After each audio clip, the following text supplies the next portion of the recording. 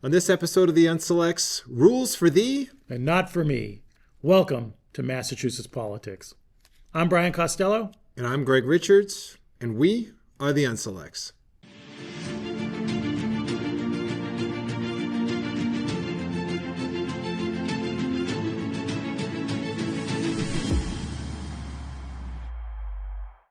Okay, Brian, still have a lot of unknowns about this SJC decision in relation to the MBTA Communities Act. We still don't have any feedback from the governor on emergency provisions and so forth and so on. But as of today, Shrewsbury is in full compliance because there is no guidelines that are in place. That correct? is absolutely true. All right, great. We do want to go here. First video, let's take a watch. Just about the news coverage of the SJC decision, another clip. And there's actually a familiar face on here who we both actually know. So let's take a watch. It's been nearly a year since voters in Milton rejected a plan that would have complied with the state's new zoning law. Now, the state's highest court has upheld the MBTA Communities Act. So we do see it as a victory. However, the court also ruled that the state did not follow proper procedure in setting up the guidelines for how 177 communities served by the MBTA should redraw their zoning maps to allow for higher density housing.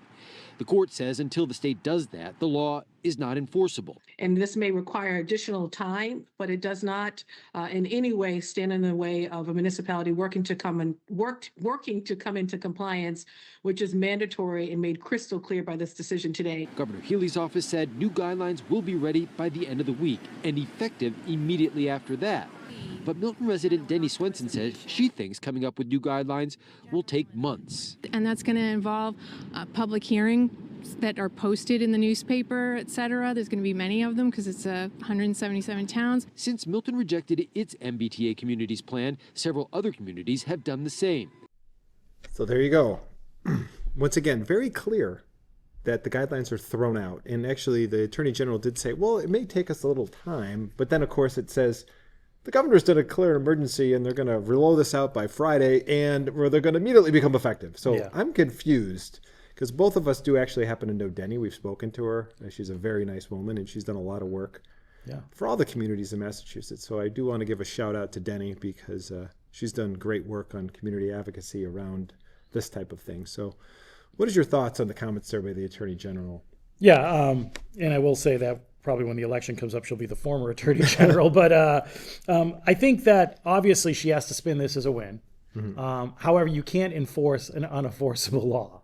And in the SGC opinion, it basically says that. Sure, the law is constitutional. Right? But the law's teeth, everything about the law was in these guidelines.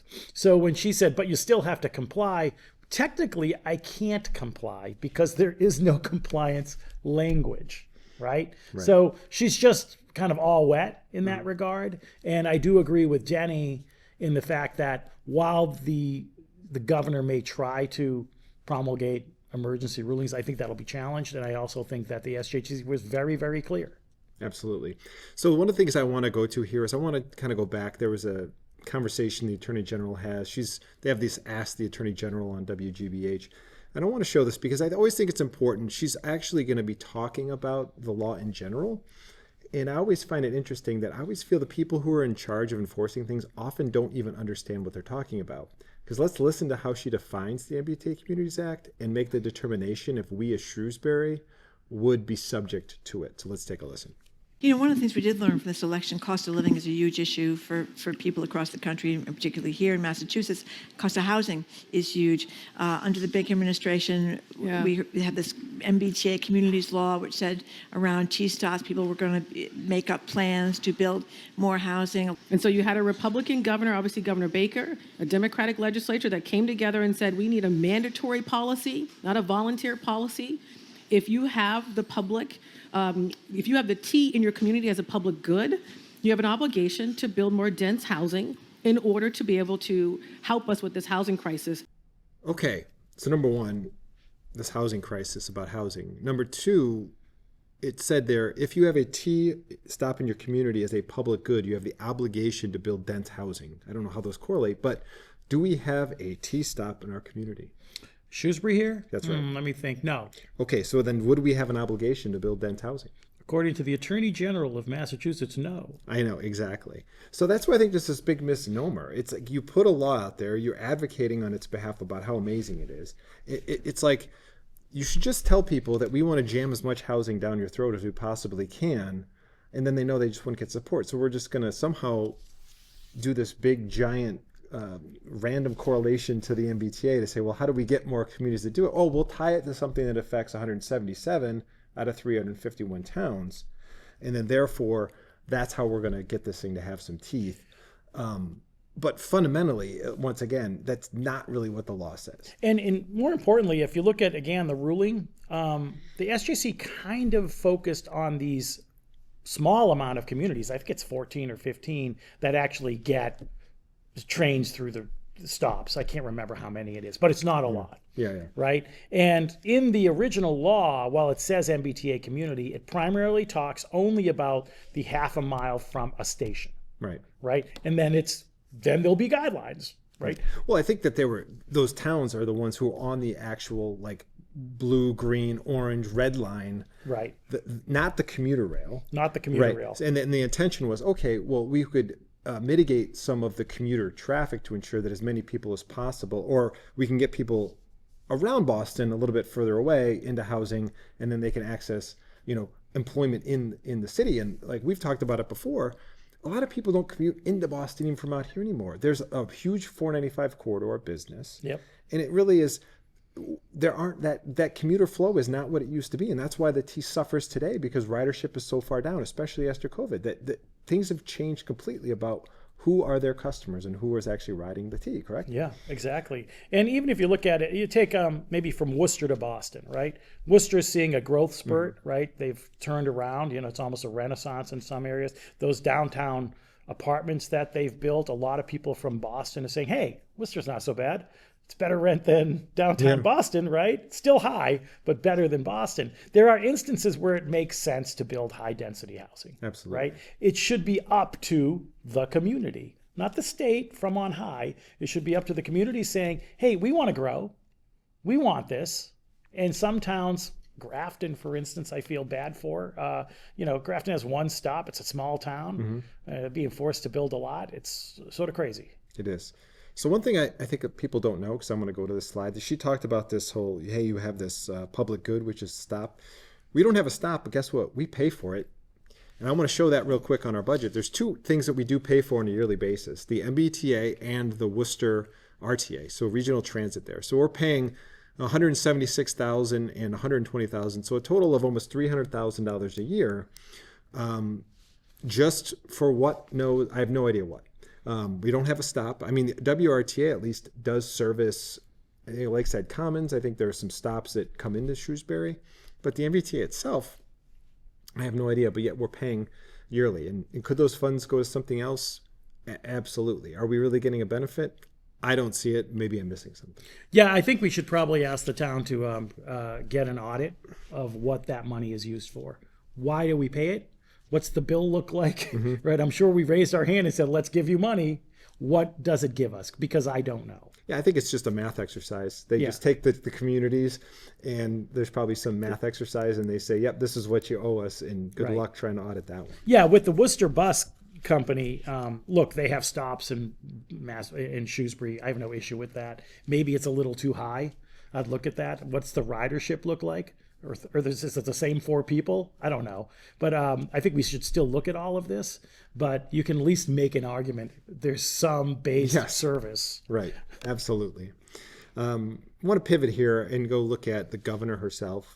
She is commenting on Keller at large here about the MBTA's Communities Act. So let's get her take on kind of where it stands and her opinion on some of that.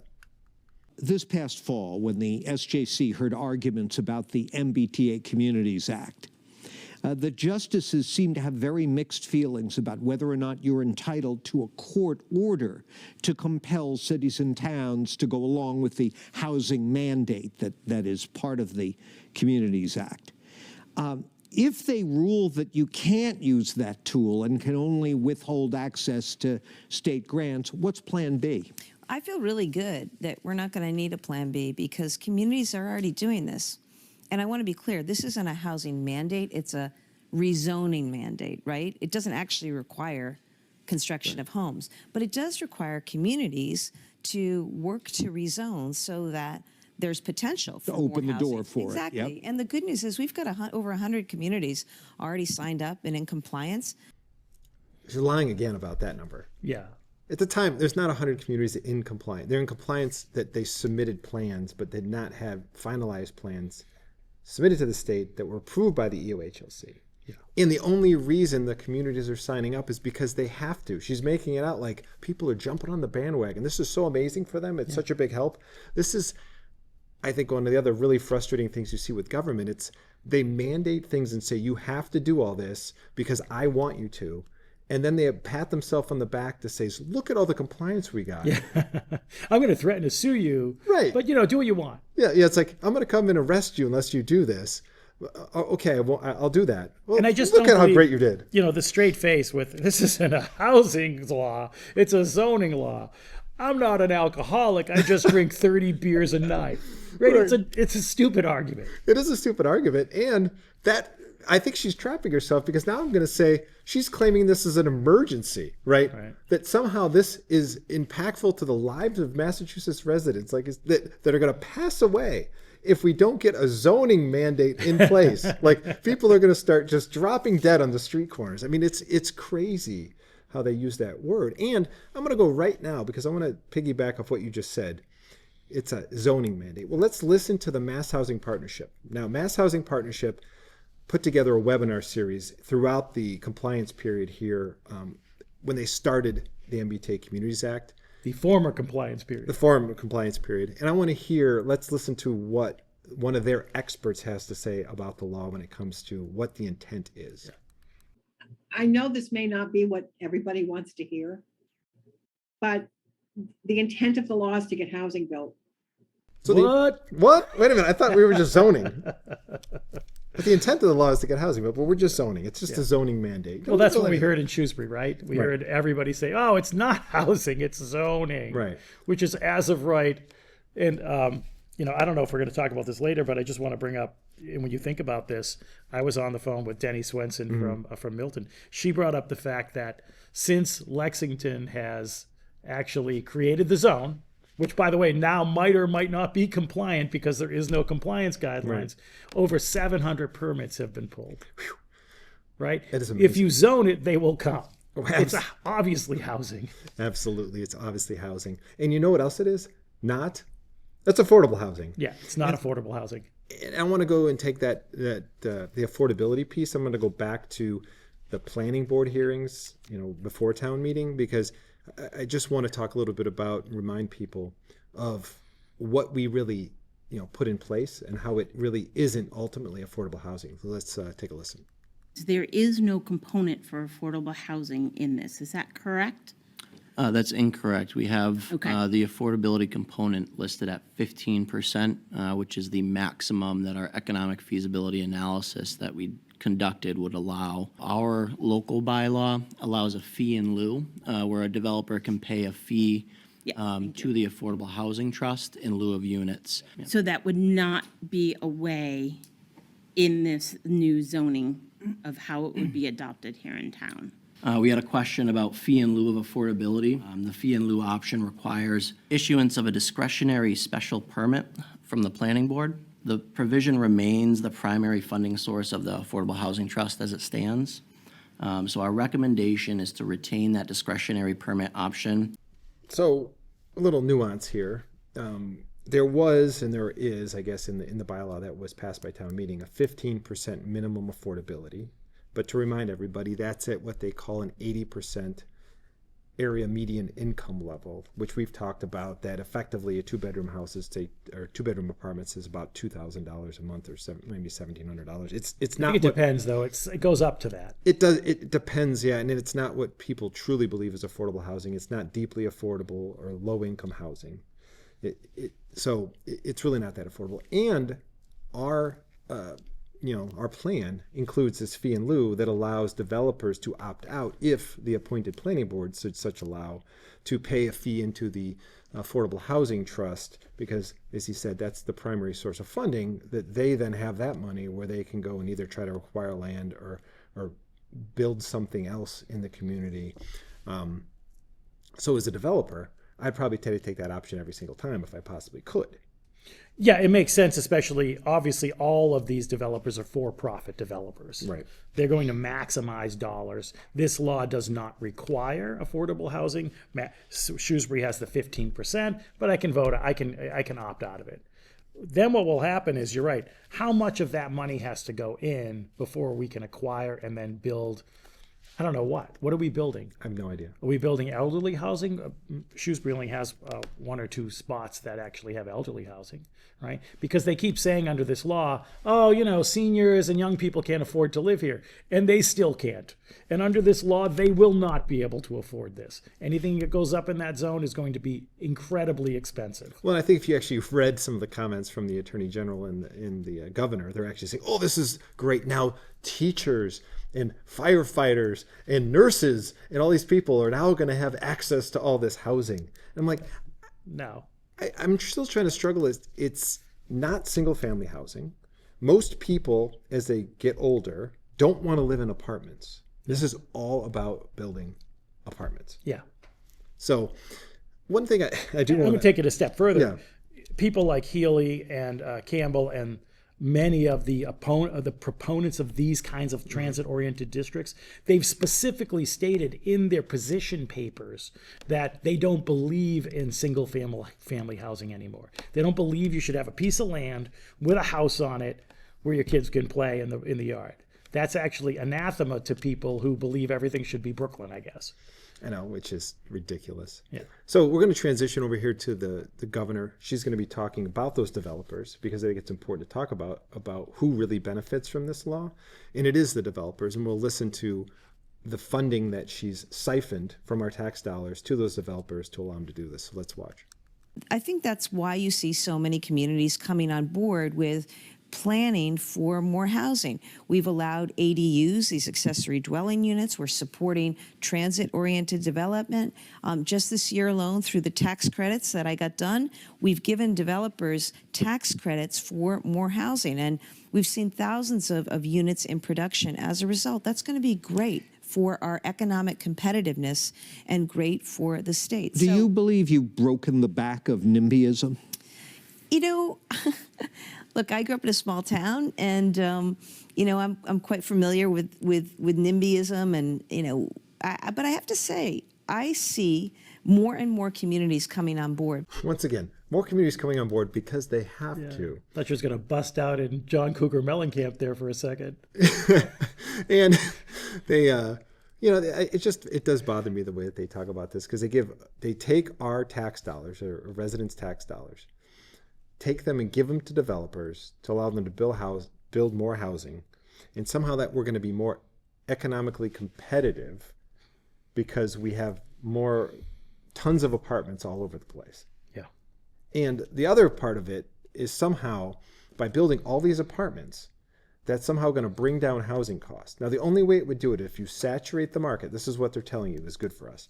We're going to saturate the market with your tax dollars because we're going to pay developers to build stuff that's not economically viable otherwise. Yeah. We're going to inflate the supply. That's going to drop the price because there's going to be supply and demand. Then, because that is dropped, it'll also naturally lower the price of your home, reducing the equity you've put into it over the years, meaning that they're essentially funding your own demise with your own tax dollars. No, you're 100% right. I'd even take it a step further. When that happens, in other words, let's claim a housing crisis to create a housing crisis, a legitimate housing crisis, i.e. you're tanking the real estate market. What's going to happen? Some people will say, well, that's good. My taxes will go out. No, they won't, because they're going to raise your tax rate at that point. Right? You'll never pay less. Right? These towns, these municipalities aren't stupid. When your real estate tanks in value, your rate's going to go up, and you're going to be sitting there saying, I just lost a ton of money because my money was used to give to the cronies and friends of state politicians to build stuff. Because that's exactly how they calculate the tax levy, just so people can be clear. Yeah. The town meeting passes the budget. That budget is used to calculate the tax rate based off the assessed value. It's a formula. Yeah. To your point. So you're never going to pay less. That's not how it works. Exactly. So we are. If my house suddenly next year goes down, my house is, I don't know, I think everybody in Shrewsbury's seen such a huge increase in their assessment. Guess what? When that assessment goes down, when they overbuild, your tax rate goes up. Right. I'm going to circle back here to what we started this conversation with today about the rules for thee and not for me. And the reason I want to comment on it, back on the questions on the November election, the first question on the ballot was about the auditing of the legislature, and that did pass overwhelmingly, like 70%, but all the legislature's upset about it, and they're trying to essentially prevent adoption and prevent implementation. Right. So there's a question here. What the Attorney General is talking about is the will of the voters as far as do they respect that? And the reason I want to mention it is because I'm questioning, right, based off her comments here, how does that relate to the way the SJC case and quote unquote creating an emergency set of regulations? So let's listen. Do you support what the voters supported? Where are you now? Well, I absolutely support the will of the voters and a more transparent government. I've been on the record on those issues since I was on the city council. There's no role for my office to play right now. We certified the ballot question. The voters spoke. I respect the will of the voters.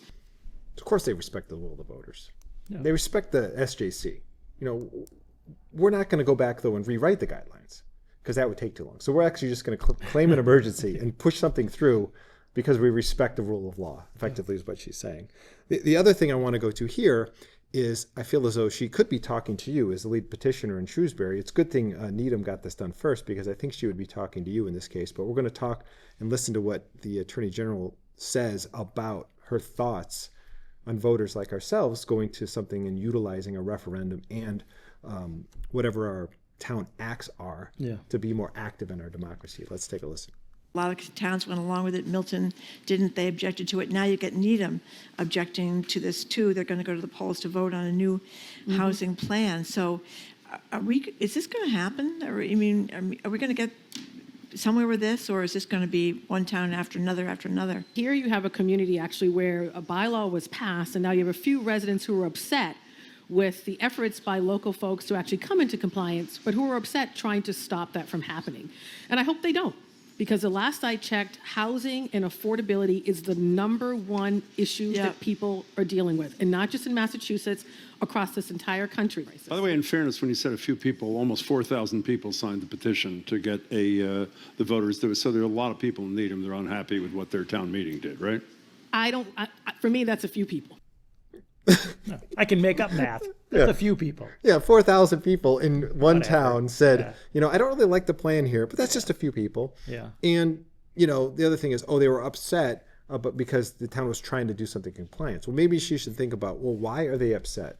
Is it how it's being implemented? What the parameters are? And like I say, they're just so disconnected from reality, or how dare anybody go against them kind of thing, that, hey, we have this massive housing crisis of affordability. This is going to solve it, we guarantee. By the way, that's not the #1 issue. If you were to poll, I think, people in Massachusetts, that actually wouldn't be the #1 issue. For her and her constituencies and the small group she hangs around with, it might be, but it really is not, right? People want to feel safe in their communities. That's a #1 issue.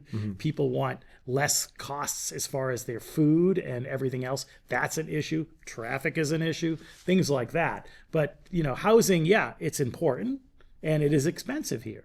That's why a lot of people are moving out of the state, by the way. Right. And that's one of their pitches. Well, we want people to stay in the state. All right, then build affordable housing, because this ain't it. Right. Yeah, the whole thing is just a mess, to be honest. And the one thing I want to tie into here and move on to the next clip is, you know, talking about, you know, that certain people were upset with the decision of, let's say, town meeting. And I think that's a reoccurring theme, not only in Needham, but I think you can see that here by our select board. I want to go to a clip here and some of the comments regarding correlating the town meeting vote to the stance that the select board has on to support, let's say, affirming the decision at town meeting. So let's take a listen. Town meeting, which is our governing body, and they overwhelmingly voted the amended motion 123 to 50, which I also believe that still should be affirmed, given that's our form of government. I always feel like town meeting has done the job of vetting and debating and making a decision that they feel is in the best interest of Shrewsbury. This needed to pass by a majority vote. It passed by 2/3, 150 or 123 to 50. We're not the only town that falls back to these town meeting decisions. And what I think the misnomer is, and we've discussed this before, is that town meeting effectively represents the viewpoint of their constituents in the town as a whole. And I just don't think that's accurate anymore. And I think there's reasons for that we've discussed. In my example is this. You go back to the 1995 referendum, all right? That town meeting vote passed 148 to 35, 81% in favor. However, when that went to the polls and everybody in town got to vote for it, the town voted 2,984 to 2,897 against. So 51% of the no. A complete flip-flop. So in that particular case, was town meeting really representative of that? Milton, same thing. Town meeting 158 to 76 in favor of MBTA zoning, 67%. The entire town voted 51-15 to 43-46 against, 54%. Again, complete flip. Shrewsbury, we voted 123 to 50. We'll see what the vote comes out. But my guess is it potentially is going to be closer than what town meeting voted. And I think there's some reasons for that. Fair? Yeah, I think, most people don't understand. There's a number of reasons why people are on town meetings, and a lot of them are there because they're concerned about their towns, obviously, and they want to participate. A lot of them are there because it's a thing to do. And we've talked about this a little bit, right? Town meeting does not necessarily represent the people. It represents some people who are maybe a little bit more engaged or just want to be there because it's something interesting to do and they want the ability to say they're a town meeting member. But I wouldn't say they're necessarily more informed than the average voter. They just have to show up at a meeting, as we know a lot of our folks don't, twice a year. But I think what ends up happening is town meeting represents a portion of people in town that should be representative. Most of our town meeting members aren't going out knocking on doors, sending emails to their constituents and asking how they should vote. That's not what's happening, right? So the average person needs to be woken up. And when they get woken up about issues, you'll see that almost consistently in towns that have these referendum elections. A lot more people than the town thought actually were against something or for something. Absolutely. And I've seen it too. Back to your point, I've sent emails to town meeting members and that they're shocked. A lot of people actually respond because like, this is like the first time I've ever had an email from somebody asking me to vote a certain way. 16 years. Right. And it was just sad. And there's a lot of people don't get involved. But when they become aware, and you have to go back and say, is that an issue? If you go back even 30 years ago in 95, right, you had Mo DiPaolo was still on there. Yeah. You had Donald O'Connor that was on there. People who are still around today in some form. And their statements back then were like, oh, we probably should, there's going to have to be some healing done around the community because of this contentious vote. And, maybe we should do a better job of communicating with the community and doing this and doing that. Nothing was ever done. Yeah. They never tried to improve, right? Over the 30-year period. And we had the same people, and the same people are still on town meeting. I mean, there's probably, I would say, what percentage of town meeting members should look that up. in 2025 versus 1995 are still there. The one thing, I do want to talk about here is too, they really talk about, this ties back into this whole concept of compliance, and that, the reason why we want to affirm this vote and we're recommending that people affirm town meetings vote goes back to compliance. And I do want to throw out a concept here of this whole scarcity and abundance, because we talked about grants, right? We have the scarcity mindset of, well, every grant we have to go after because we never know when the next breadcrumb is going to happen or where the next dollar will come from, versus an abundance mindset that says, we're just going to do what's right and good things will happen to us as a community. And I just want to go show I did a little fun here. We have a little fun with the compliance concept, but let's just look between December 17th select board meeting and the January 7th select board meeting, the number of times the term compliance was used. So let's watch this little clip I put together. I believe compliance is very important. Compliance. We've talked a lot about compliance. I see compliance as the best path. In terms of compliance, Compliance. Compliance is the best. compliant, Compliance, Non-compliance, non-compliant, not in compliance. non-compliance, The non-compliant, not in compliance. of not complying. If we focused on compliance, Compliance, compliance, compliance. Compliance. We need to get them T-shirts. Compliance is the best. Compliance. Oh man, I tell you, yeah, it's it's just, But this goes back to, I want to bring up yeah, critical thinking, right? If you're a critically thinking person, especially an elected official, you should have looked at this like the gentleman in Framingham that said, this is a guideline that was not promulgated in the proper fashion. We don't have to do a damn thing because we can wait. right. Because I don't believe this was actually legal. Who was right? He was right. Right. Meanwhile, the compliance crew here, they should all get T-shirts, maybe wear little wigs or hats or something. They were wrong. They were 100% wrong. And I just feel, again, no mea culpa on that, but it's amazing to me.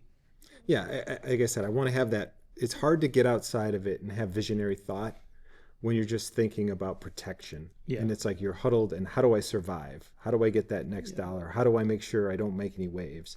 You brought up fear-based thinking. It's fear-based thinking. It's not visionary. And how are you ever going to come up with or becoming and create, let's say, how do you create a community that is leading as far as for its residents or providing opportunities and things that other people haven't thought about? You don't do it purely complying to everything that somebody's asking for. I mean, do we really need 5 people to agree with everything that's pushed back? Like, why do we even have a board? We can replace them with AI. That's We what I'm saying. absolutely could, We don't need, We're done.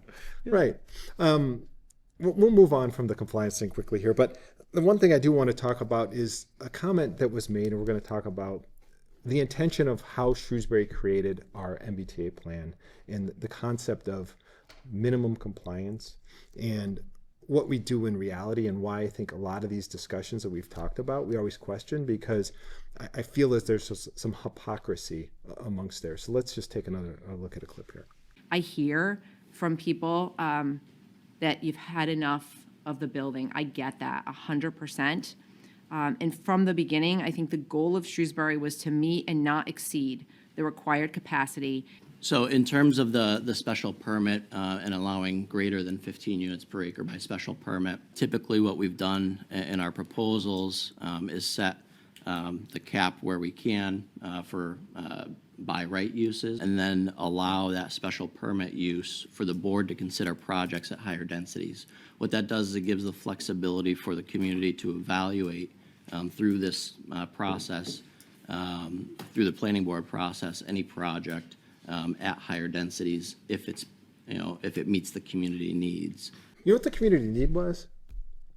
To develop a plan that was minimally compliant. Yeah. That was supposed to be the intention. So when you say this was the intention, yet another department is not following along, I've never heard them say, hey, you know what? As we've decided, nobody ever had a whiteboard and said, our number one goal, here's what we commit to you as a resident.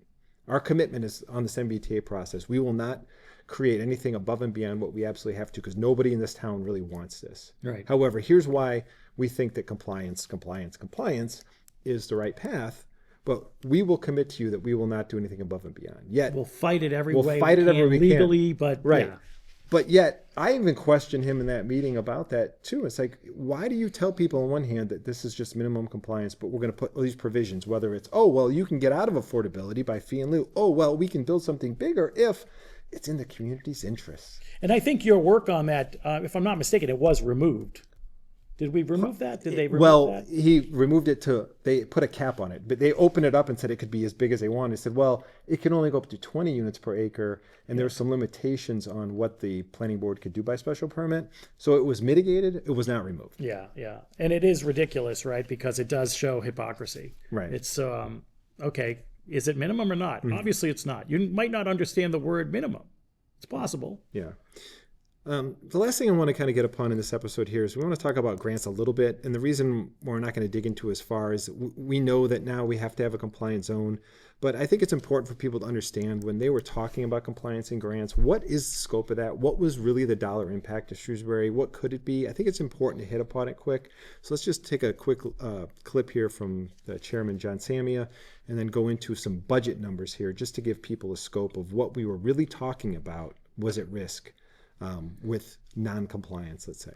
I believe compliance is very important. I'm worried about the impact of grants for 2025. If we're going to March, we may not be part of that cycle. We may, and we will not be able to avail ourselves of the many categories of grants that have been discussed. We're going to talk about categories of grants, going right into our budget. Shrewsbury's budget's $180 million. That biggest piece of the pie is what we talked about, like you mentioned, the tax levy. How much is the assessed value times our tax rate, tax levy. Utility revenue, local receipts, all these other things that go into there where you actually have things like excise taxes and, all kinds of other things. State aid is grant bucket there, almost 26 million. Out of the 26 million, most is school aid, Chapter 70, roads, Chapter 90. All not impacted by MBTA. 100% correct. Those are all formula-based grants that do not go away. You start seeing how small of a piece of pie we're talking about here. Then you have general aid, which a lot of those things are specific. There's things like library funding and other things that come in.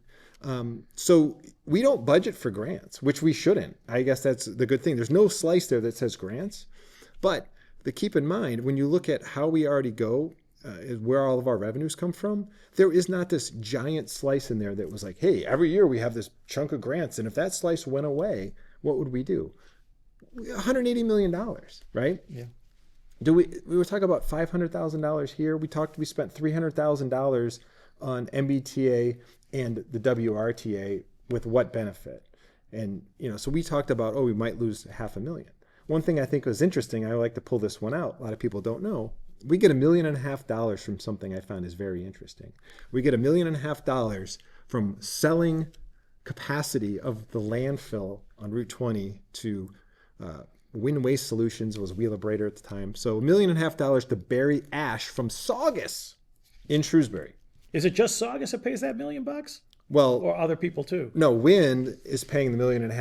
Oh, I get it. But the reason, I didn't go into this detail, but the reason why we take it here is that Saugus is actually, there's a lot of people upset because if you know where it is in Saugus, it's actually on the waterway up there. Yeah. And it has like grandfathered in permits environmentally. So the people in Saugus are mad that it's there. So they said, well, we'll solve the problem. We'll keep it running longer.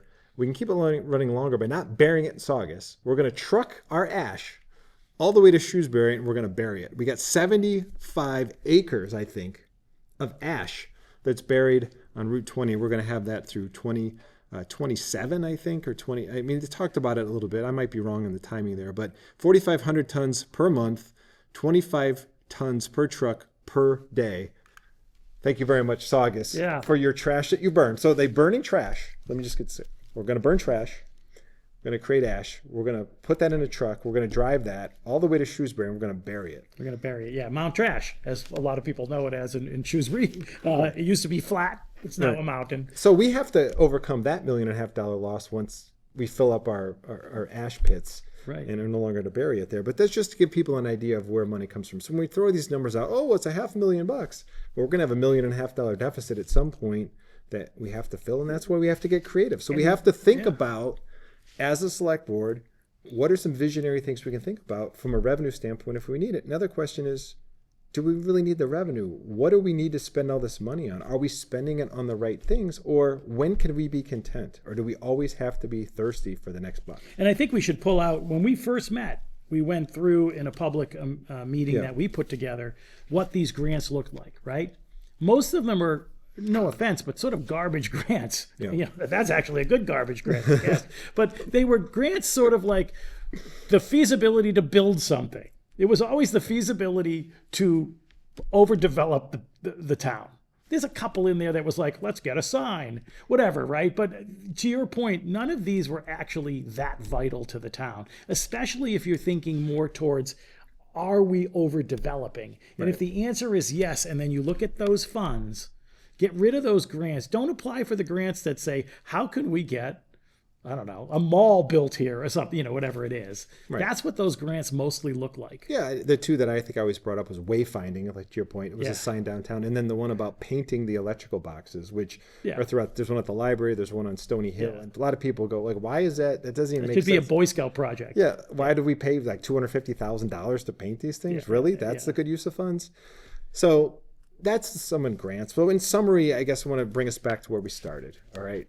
You know, we still have a vote on February 4th. Now our belief is a no vote is actually in the best interest of Shrewsbury more than ever, because why would we agree to approve a zone or move forward with the zone based off no guidelines with nothing that tells us what the zone is supposed to look like? How could that possibly make sense for us as a community? So in your mind, Brian, what is next for Shrewsbury in the referendum process? Yeah, so, you know, they did certify and build the warrant for the date. Mm-hmm. In a perfect world, I would ask the town to put off the till May to the election. I don't know if that can happen. I don't think it can, sadly. But if it can, we should move that out, and then in the special town meeting, actually vote somehow to rescind this or change this, because there is no guideline. Voting yes on this creates a zone which may not meet the new guidelines, right? When that happens, I just want to be clear, we have created an as-of-right zone in our town that you just can't get away from anymore. So, you know, Lexington, good example, 700 housing permits pulled in no time, because these developers aren't stupid. They're going to jump in and they're going to build, right? Once that happens, because you approve this zone, which now might or may not be in compliance, now when the compliance comes along, the new guidelines come along, we might have to create another zone, right? We're in this weird period, right? So a no vote is smart because we're actually not non-compliant. There's no harm to this. There's a lot of harm to a yes vote, but there's no harm to a no vote right now. Right. So we need to create a zone. That's clear. That's what the court said. We're not arguing that. But we need to do it in a smart way. And as you know, Beth Cassavant said, minimum compliance, what does that look like? Until we have guidelines and we have new updates from the state on what that means and what we have to do as a community, we shouldn't put forth and put anything into place. So today, as we're sitting here, a no vote makes the most sense, more so than it did before the SJC case. And I think people might be confused by that if they listen to the news and the media. But those guidelines, as we said, is all the meat of the law. Without the guidelines, there isn't much left to 3A. That is the constitutional. Especially that's impactful to Shrewsbury. 100%. If I was in Milton, it might be a little different, right? Because they are a very, very specific MBTA community. But the guidelines that impact us are all gone. We should wait until they're back, not through an emergency declaration, which will be actually back in court, and it might go to court pretty quickly. You know, and I think the emergency declaration would ultimately lose in the SJC, because this is very clear. Go through the process, go through the regulatory process, which takes months. So hopefully by the next time we see everybody on our next episode, we'll have some clarity. We'll know when we're going to vote. Maybe we've already had voted. Who knows? But really appreciate you watching. You know, reach out to us. It could be on Facebook. It could be at the Unselects, or contact at theunselects.com. And we'd be happy to answer any questions or dialogue around what your thoughts on this referendum are. So until next time, I'm Gregg Richards. And I'm Brian Costello. And we are the Unselects.